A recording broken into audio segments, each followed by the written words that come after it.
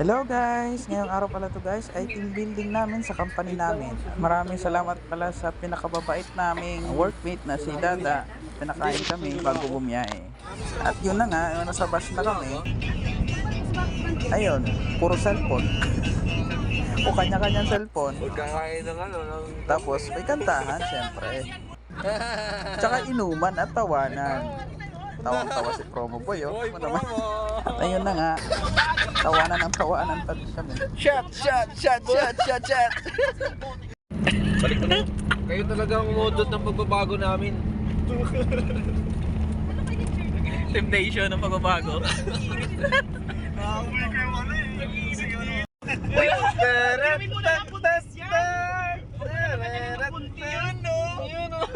Mayroon kang MG, puro ka promo.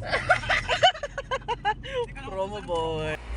Nung nakarating na kami sa Zambales, ito, lalakad na kami papuntang bangka para tatawid sa kabilang isla. Eh guys, ang daming bangka, oh. Sobrang daming bangka yan guys. Tapos ang ganda ng bundok, parang nakadrawing na yung bundok. Yan guys, nakasakay na kami ng bangka patawid papuntang kabilang isla. At nung pagkadating namin sa isla, syempre selfie video muna. Ayan. Tapos ikot-ikot. Ayan. Wala lang, ikot-ikot lang. Kasi mga bangkayan namin guys na sinakyan. Ayan guys, medyo madami-dami din kami. At yan guys, kala nila picture. Oops, video yan. Sorry, it's a prank. It's a prank guys. Sorry. Dito naman guys, nilapag ko yung video ko. Ayan, nilapag ko dyan yung video ko. May nakita akong dalawang lovers dyan guys. Tingnan nyo guys. Oh, nagtagpo yung dalawa. Oh, di ba? Kita nyo? Pinagtagpo pero di pinagtana. Wow. Buhangin. Yan ang dagat guys. Wow, dagat. Grabe, ang init talaga.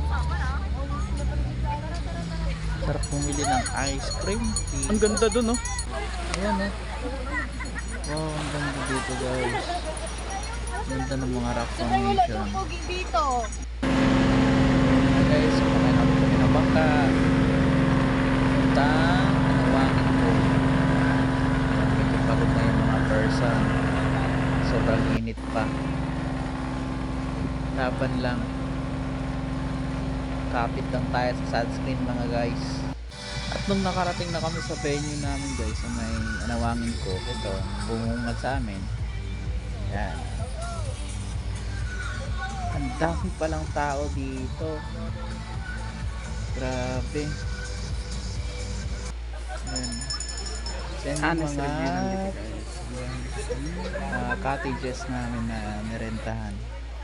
Sobrang daming tao niyan guys. At then yung nag-perform kami na walang practice. Oh, medyo pasabog yung entrada dun ah. Oh. Uy, may pa-jogging pa. Ayan na. Medyo ano pa. Chant pa yung dating.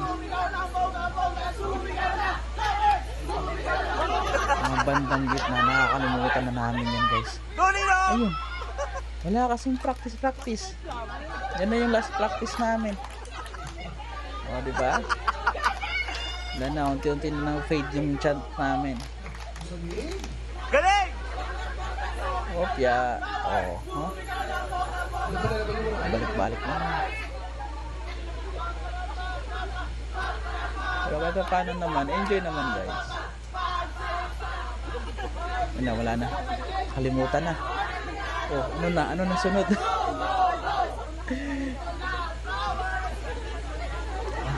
Wala na, nakalimutan na namin yung chance namin. Hindi namin kabisado. For the sake na may ma-perform lang.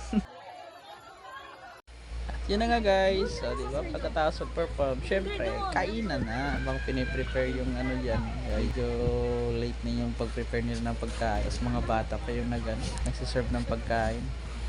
Yun guys, pagkatapos kumain, syempre, ligo muna sa dagat. Sarap talaga maligo sa dagat para pag-refresh din.